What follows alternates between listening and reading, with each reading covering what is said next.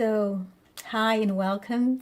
We actually need, I think, to look at the difference between our desires and our needs.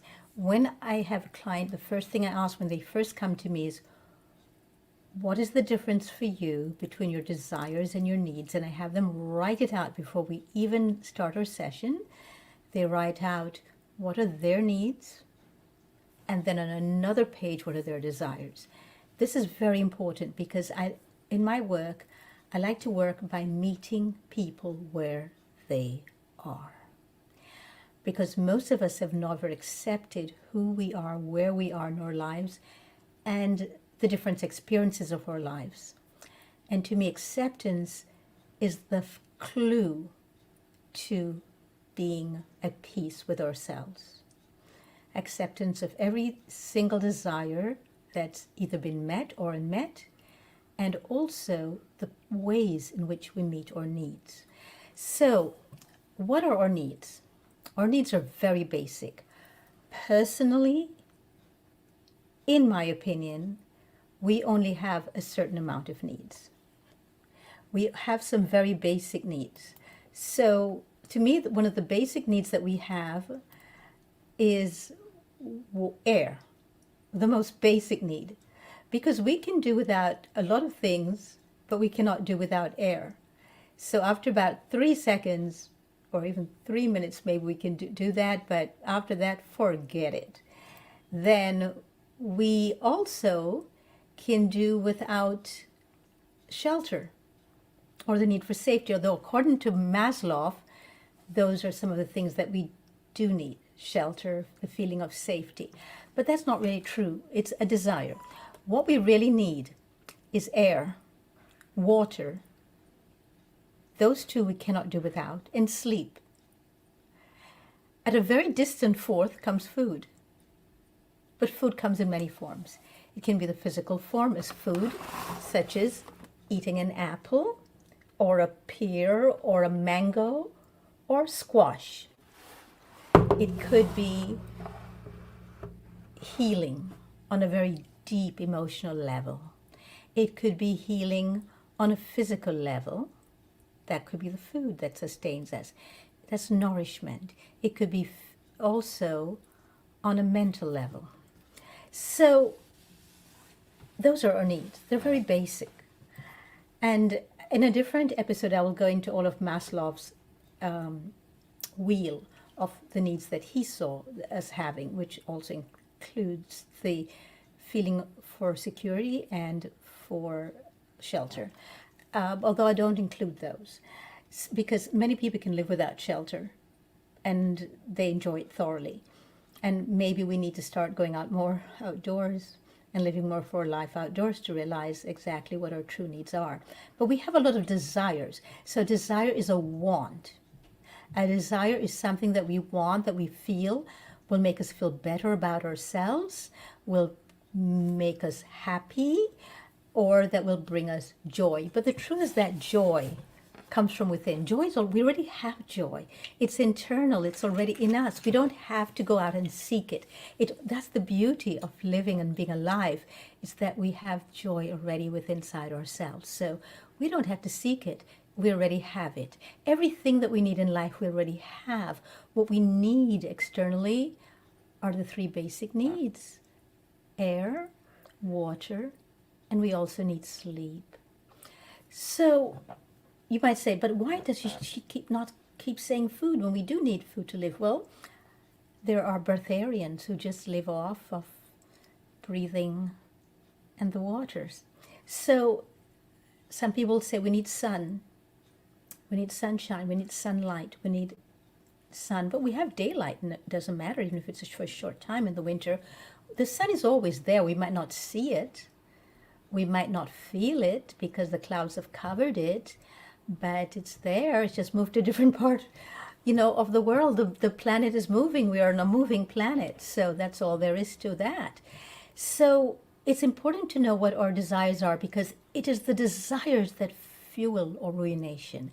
It is the desires that creates all these wants, all these unnecessary purchases It's the desires that create our misery, which is why I spend so much of my time not chasing my desires, but finding out what they are, what are the desires that are driving me so that I can let go of them.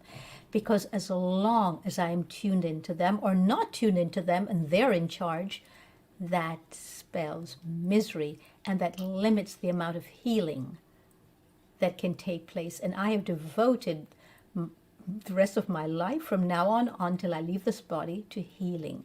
Healing is very important. For me, it's one of my greatest desires is to heal. And maybe I need to let go of that because, again, that's a desire. Because healing is not just about us. It's about the generations before us, the things that were passed on from generation. It's the intergenerational stuff that's been passed on to us that we need to heal as well.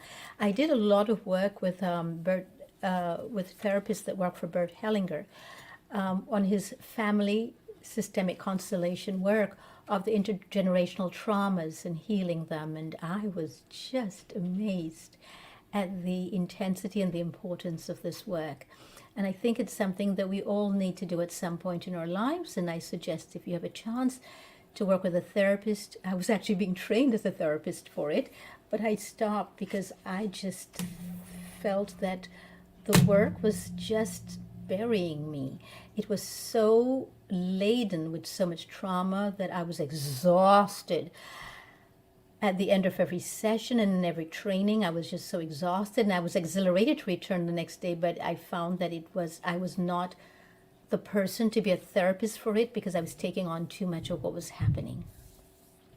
So maybe sometime in the future, if I've gone to a place where I no longer do that, I can go back and do it. But if you can find an intergenerational therapist and work with them, I strongly suggest that. Now let's go back to why it is that we have these desires. One of the reasons why we have these desires is because most of the desires are not our own. They're the desires of our parents that we inherited, or grandparents or great-grandparents, or if just society have laid onto us and told us that we need these. We need this. Do we need to work? Do we really need to work? Do animals need to work? We even have animals working for us now. No, we don't need to work. It's just something that we have been trained by society and that we ourselves have adopted and adapted to. So we need to start differentiating between our desires and our needs and see which ones work for us and which does not.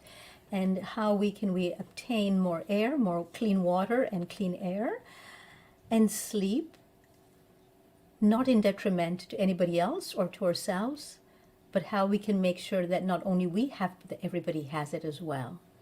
Because it's not important enough for us to have something. The question is, are we taking it away from anybody else, and is someone else paying the price for what our desires are?